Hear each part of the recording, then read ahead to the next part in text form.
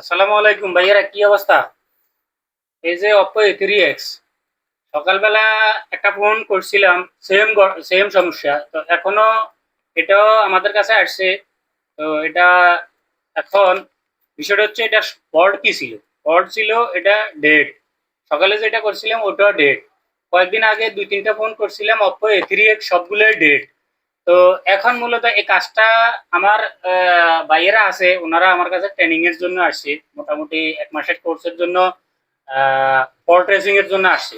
তো এই ফোনটা আমার কাছে যখন নিয়ে আসে তখন আমি ধরিয়ে এটার কাজ করে ফেলছি। তো কাজ করার পরে আমার বাইরে আমার প্রশ্ন করলো যে ভাই, আপনি ডায়াগনোস ছাড়াই যে এটা করে ফেলছেন, যে এই আইসিটার ভিতরে সমস্যা, এটা আপনি কিভাবে বুঝলেন? তো এটা আমি অনেকগুলা কাজ করছি। এই যে ডেট অপ্পো A3X, এগুলা বেশিরভাগই ডেট হয়। তো 3 জায়গা থেকে আমি এটার ওই যে আইসার্জারের রিডিং দেখি বুঝছি যে এটা কোথা থেকে ডেট।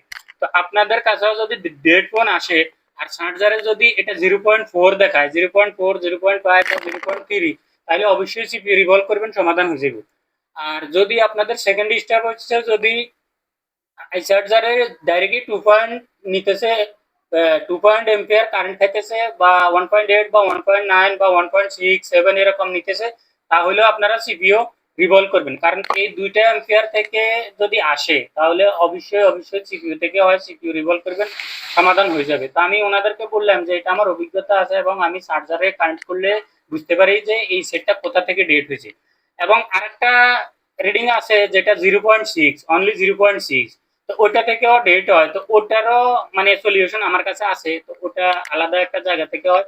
ওটাও সিপিইউ এর সাথে কোথাও না কোথাও, সিপিইউ এর সিগন্যালের সাথে, ইএমএমসি কমিউনিকেশনের সাথে সম্পর্ক আছে, ওভাবে ডেট হয়। তো বিষয়টা হচ্ছে এখন আমার ভাইয়েরা বলতেছে যে ভাই, এটা আমাদেরকে একটু বলেন এবং সবার উদ্দেশ্যে বলেন যে এই অপ্পো A3X যদি আপনার কাছে আসে এবং সার্জারের রিডিং দেখাইতেছে 0.4, তাহলে সিপিইউ রিভলভ করবেন। যদি দেখাইতেছে 2 পয়েন্ট, ডাইরেক্ট 2 এম্পিয়ার নিতেছে, বা 1.6, 1.8, 9 এরকম নিতেছে, তারপরে সিপিইউ রিভলভ করবেন। আর যদি 0.6 আসে, অনলি 0.677, তাহলে ইএমএমসি এবং র্যামের ভোল্টেজ চেক করবেন।